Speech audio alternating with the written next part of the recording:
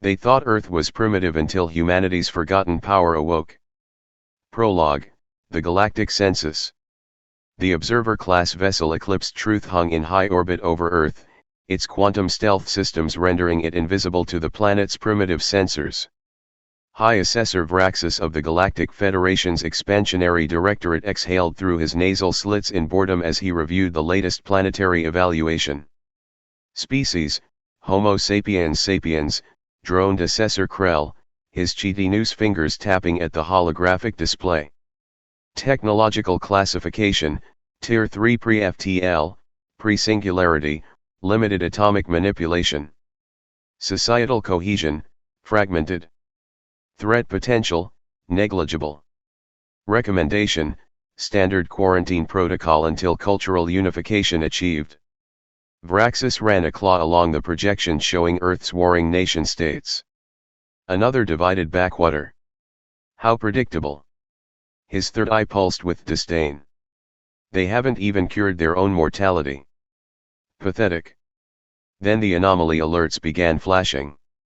High Assessor. The sensor technician's frills flared violet with alarm. We're detecting quantum resonance patterns from multiple subsurface locations. Vraxis's dorsal spine stiffened.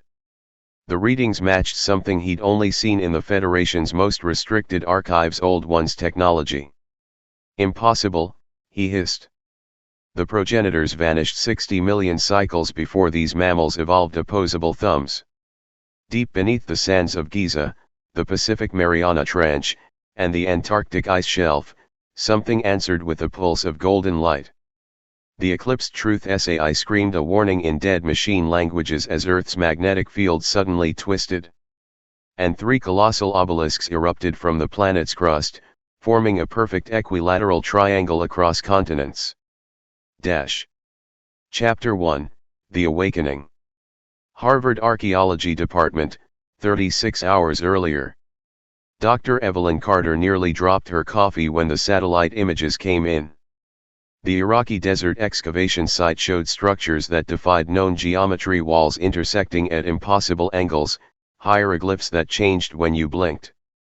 Those aren't Sumerian, whispered her assistant, Miguel.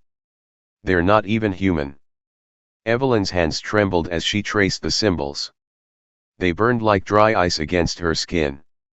A voice that wasn't hers whispered. The wardens sleep, but the prisoners dream. When the military arrived 12 hours later, they found Evelyn catatonic, her fingers fused to the black monolith at the site's center. Her eyes glowed faintly gold. Pentagon Situation Room, present day. General O'Connor stared at the live feed from the ISS. The three obelisks now pulsed in unison, emitting a frequency that made astronauts vomit from inexplicable spatial disorientation. Mr. President, the DNI said quietly, we've lost contact with all submarines. The oceans are moving on their own. A new image flickered to life, sonar readings showing colossal shapes rising from the abyssal plains. Shapes too large, too angular to be natural. Then the sky caught fire. Chapter 2, First Contact. High Orbit, Federation Battle Group Spear of Dawn. Admiral Tovran watched in disbelief as Earth's defenses activated with terrifying precision. 1. The obelisks unleashed gravitational pulses that shredded three scout ships like tissue paper. 2. The oceans parted to reveal kilometer-long structures, not ships but seals breaking open. 3. The moon flickered, its far side revealing perfectly preserved docking spires that hadn't been there moments before. All vessels, maximum firepower on those. Tovran's order died as the first human warship emerged. It was wrong. Its hull resembled blackened bone. Its engines burned with blue-white fire that hurt to look at. And the symbols along its flank weren't markings, they were warnings in a language older than stars. The human vessel didn't attack. It simply existed, and three Federation cruisers spontaneously decompressed as their atoms forgot how to bond. White House lawn. Evelyn Carter walked barefoot through the grass, her bare feet leaving golden prints. The president's security detail couldn't touch her, their hands passed through her like mist. They thought we were the primitive ones, she said, her voice layered with echoes. They forgot who built the cage. Above her, the sky shattered as more ships awoke. Chapter 3, The Truth Beneath. Data fragment recovered from Federation Core archives. Classification, Omega Black. The progenitors didn't vanish. They sacrificed themselves to imprison the Devourers at the only gravity well strong enough to hold them, a backwater world called Sol 3. They left guards. Natives who could be trained to maintain the seals through cultural memory encoded in myth and religion. We thought the human species was accidental. We were wrong. Every pyramid, every megalith, every ancient astronaut legend was a fail-safe. Their entire civilization exists to forget, so the Devourers would forget them in turn. And we just rang the doorbell. Chapter 4, The War of Remembering. Battle of the Asteroid Belt. The Federation's 7th Fleet died screaming. Human ships moved like living things, dodging antimatter warheads by sliding sideways through time, their weapons rewriting local physics. A dreadnought imploded when its crew suddenly remembered they'd always been dead. UN Emergency Session. Evelyn stood before the world's leaders, her body flickering between solid and something more. All of human history was a mask, she said as ancient war machines stirred beneath every continent. Our wars, our empires, just subconscious maintenance of planetary scale lock mechanisms.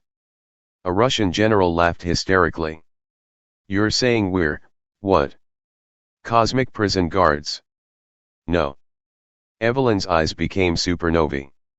We're the descendants of the jailers who volunteered to become prisoners so the universe would forget where we buried the key.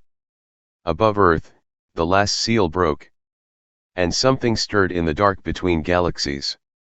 Epilogue, The Devourer's Song. Final transmission from Federation High Command. They're not defending Earth. They're containing what's under it. The humans weren't hiding their technology, they were hiding their asterisk purpose. Their entire species is a living seal. And we. Static screaming in reverse. Oh, first ones, they're not ships, those are asterisk teeth asterisk. Earth's surface, present day. The obelisks begin singing in a harmony that cracks reality. The oceans boil as colossal chains rise from the depths. And Evelyn Carter smiles with too many teeth as the sky peels back to reveal the infinite void beyond. Some prisons need wardens. Some doors should stay closed. Humanity just remembered why.